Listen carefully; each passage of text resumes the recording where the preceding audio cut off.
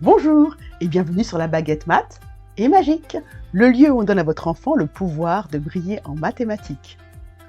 Alors, comment devenir bon en mathématiques? Ça, c'est la question que de nombreux parents m'ont posée. Ils m'ont demandé, est-ce que c'est inné? Est-ce que c'est naturel? Est-ce qu'il faut faire beaucoup d'exercices? Est-ce qu'il faut écouter en classe très attentivement? Et en fait, comment on progresse en maths? C'est quoi le petit truc? Le premier pas? Eh bien, je vais vous révéler un secret, ou du moins un truc contre-intuitif. En fait, pour devenir bon en maths, c'est un certain état d'esprit. Alors la question est, comment changer d'état d'esprit pour réussir en mathématiques?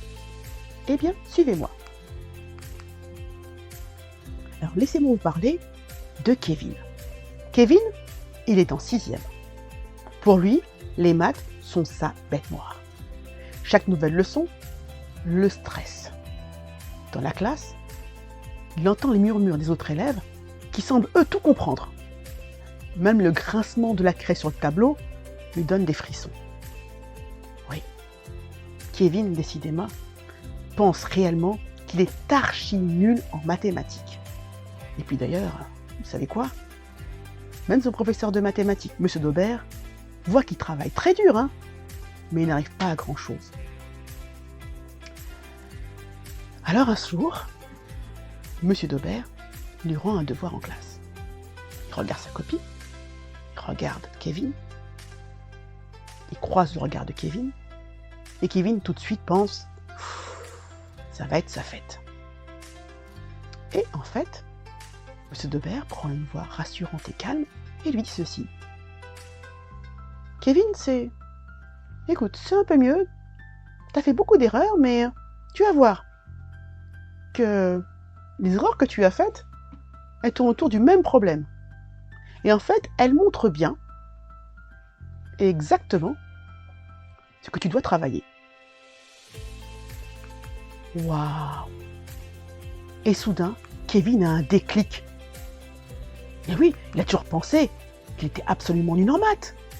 Et en fait, tout à coup, c'est comme si un vent frais, une bouffée d'air frais, traversait son visage jusqu'à son esprit. Il ouvre l'esprit, en fait. En fait, il comprend une chose. Il comprend même deux choses importantes. La première, c'est que se tromper en maths, c'est en fait savoir ce qu'on n'a pas compris. C'est donc juste une information. Et la seconde chose qu'il comprend, c'est qu'en fait, une erreur, ça n'est qu'une étape normale de ce qu'on va apprendre. Et en fait, finalement, ce n'est qu'une expérience. Et ça change absolument tout pour lui. Parce qu'il vient en fait d'adopter un autre état d'esprit. Un état d'esprit où les mathématiques deviennent un jeu stimulant plutôt qu'un vrai champ de bataille. Et tout ceci, regardez, on va l'illustrer par deux exemples concrets. Je vous présente Nora. Nora, elle a un niveau très correct en mathématiques. Elle a généralement quelques facilités. Mais là, elle tombe sur un exo de fraction qui est un peu plus compliqué que d'habitude. Et en fait, au bout de quelques essais, elle abandonne. En face, on a Léo. Mais Léo a quasiment le même niveau de mathématiques que Nora. Et lui, en fait, il tombe sur le même problème, mais en fait, il trouve ça stimulant. Il a vraiment envie de savoir. Est-ce qu'il a réussi les autres exercices? Alors pourquoi celui-là lui échappe, lui tient tête, et il a envie d'en découdre? Alors il continue. Ben voilà. Nora, elle se limite. Elle a donc un esprit fixe. Alors que Léo, il adore les défis. Il ne se décourage pas. C'est ce qu'on appelle avoir un esprit de croissance. On a donc un esprit fixe, ou fixed mindset, où le cerveau est un peu cadenassé, Alors qu'on a un esprit de croissance, ou en anglais growth mindset, où c'est un esprit d'un arbre qui déploie ses branches. Ceci a été identifié et théorisé par la psychologue américaine Carol Dweck. Carol Dweck qui parle de ces deux concepts fondateurs de sa psychologie, de croissance et d'apprentissage. Son livre en anglais qui s'appelle Mindset, traduit en français par Oser réussir, changer d'état d'esprit. Et si vous avez envie d'en savoir plus sur ces livres, vous avez les liens sous la vidéo. Alors, c'est quoi un esprit fixe? Et c'est quoi un esprit de croissance? Un fixed mindset, ou un esprit fixe, c'est en fait nos capacités et talents qu'on considère qu'on ne peut pas changer, peu importe nos efforts. Donc, le cerveau est cadenassé. L'esprit de croissance, ou en anglais growth mindset, ça signifie que nos capacités et talents peuvent se développer, ils peuvent s'améliorer grâce à l'effort, l'apprentissage et la persévérance. Alors, vous allez me demander, comment est-ce qu'on peut utiliser cet esprit de croissance pour progresser en mathématiques et développer cet esprit de croissance? Voyons voir ça en 3 étapes. La première étape, c'est changer les croyances. D'abord, votre enfant, ou vous-même d'ailleurs, vous vous êtes dit « je suis nul en maths ». Ça, il faut le bannir de son vocabulaire. Il faut le remplacer par « je ne comprends pas encore ». Parce que si vous dites que vous êtes nul en maths, vous êtes dans un état de nullité. Vous êtes statique. Alors que si vous dites que je ne comprends pas encore, vous savez que vous allez comprendre plus tard. Vous êtes donc en mouvement. Vous êtes donc en croissance. La seconde étape, c'est de mettre l'accent sur l'effort et la persévérance. En fait, il faut féliciter les efforts. Et pas seulement la réussite. Pourquoi? Parce que les réussites, c'est le résultat. Il peut être près ou plutôt éloigné. Mais le principal, c'est d'être en croissance, en mouvement. La ligne d'arrivée est bien là, mais selon les enfants, elle peut être plus ou moins longue. Donc, ce qui est intéressant, c'est de garder la motivation et garder le momentum, donc l'action, et ne pas rester fixé, mais de grandir. La troisième étape, c'est de transformer les erreurs en leçons précieuses. D'abord, le mot échec n'existe pas. L'échec est une opportunité d'apprendre. Et j'aime bien dire que l'échec, en fait, c'est juste une expérience. En fait, c'est exactement comme quand vous marchez. Vous croisez des cailloux, du gravier, des petites bosses, des plus grosses bosses, des escaliers, et tout ça. Eh bien, vous continuez à avancer parce que c'est naturel d'en avoir sur son chemin. Eh bien, c'est pareil pour les échecs. Bannissez ce mot de votre vocabulaire et parlez plutôt d'expérience ou d'opportunité d'apprendre. Alors, voyons ça concrètement. Maintenant, c'est à votre tour. Vous faites un devoir de maths avec votre enfant.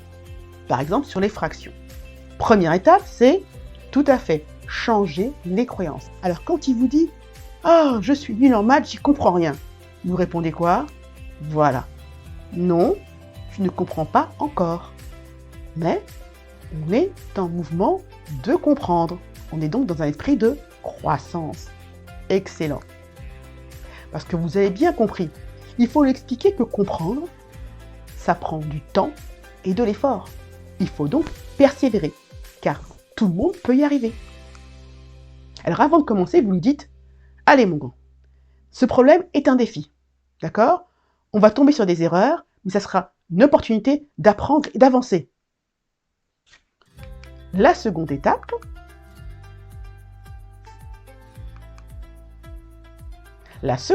c'est mettre l'accent sur l'effort et la persévérance.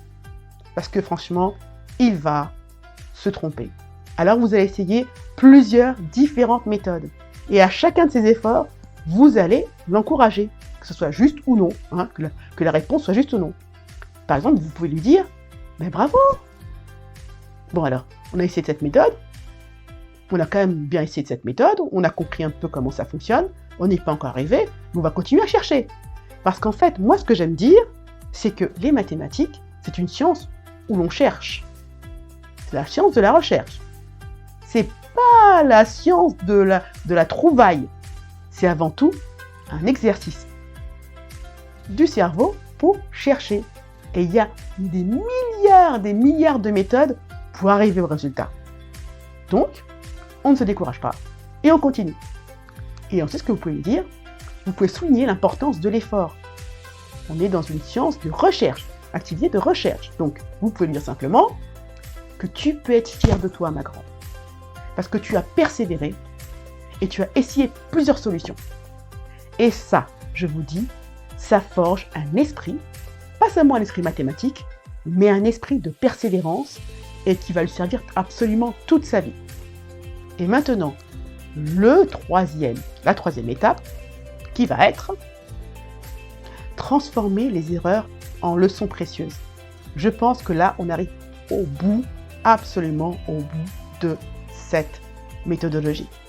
D'abord, vous allez lui demander de donner des explications. D'accord ? Sur tout ce qu'elle fait. Et vous discutez à chaque fois, chaque étape difficile. Parce que vous savez qu'elle va donc rencontrer des erreurs. La deuxième étape, transformer l'erreur en leçon. C'est-à-dire, il faut identifier les apprentissages de chaque erreur. Vous allez lui dire, ça tu as bien tenté. Alors, on s'est trompé, mais qu'est-ce qu'on peut apprendre de cette erreur ? Qu'est-ce qu'on apprend ? Est-ce qu'on apprend qu'on sait et qu'on ne sait pas ? Et en fait, ça lui permet vraiment de voir les erreurs comme des indices pour s'améliorer. Qu'est-ce qu'on peut dire pour récapituler ? D'abord, un esprit de croissance est absolument essentiel pour réussir, partout dans n'importe quelle matière, mais en particulier en mathématiques. Car les échecs sont des leçons précieuses pour progresser pas à pas dans la vie. Et c'est ça que nous apprend l'esprit de croissance. On ne s'arrête pas au premier obstacle, mais on continue. Parce qu'on souhaite avant tout grandir et comprendre. Alors, bannissez le mot échec de votre vocabulaire. Et préférez le mot expérience. D'accord ? Super. Alors, j'aimerais vous proposer ceci. Tout d'abord, chaque semaine, faites un problème de mathématiques ensemble. Pas forcément d'être un grand exercice, mais juste un petit exercice ensemble. Et vous allez alors vous focaliser sur le processus, pas sur la bonne réponse. C'est-à-dire que vous allez vous concentrer sur sa manière de voir le problème, d'expliquer le problème, d'attaquer le problème. Pas sur la bonne réponse. Parce qu'en fait, ce qui est important, c'est la manière dont on résout le problème, et pas la réponse en elle-même.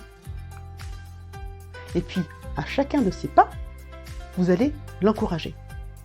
Surtout, l'encourager à expliquer la manière dont il réfléchit au problème. Même s'il se trompe.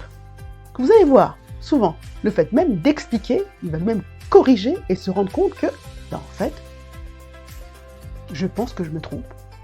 Ou en fait, je prends la mauvaise décision, ou j'ai mal compris l'hypothèse. Le tout, c'est de laisser dire à voix haute ce qu'il pense du problème et comment il souhaite le résoudre. Parce que c'est ça, avoir un esprit de croissance, être prêt à grandir, à se laisser déborder et envelopper de volonté de grandir, même si on sait qu'on va buter, qu'on va trébucher et que ça va être parfois un peu compliqué, mais ce qui est important, c'est toujours d'être en mouvement, tels des papillons dans le vent. Et bien voilà, notre épisode d'aujourd'hui est terminé. N'hésitez pas à liker, à commenter, à vous abonner Et en plus, vous avez un cadeau bonus dans les liens sous la vidéo. Eh bien, merci d'avoir suivi la baguette maths et magique, le lieu où on donne à votre enfant le pouvoir de briller en mathématiques. Et on vous dit à très bientôt. Prenez soin de vous et n'oubliez pas, changez d'état d'esprit pour grandir et pour devenir meilleur en mathématiques. À très bientôt. Ciao, ciao, ciao.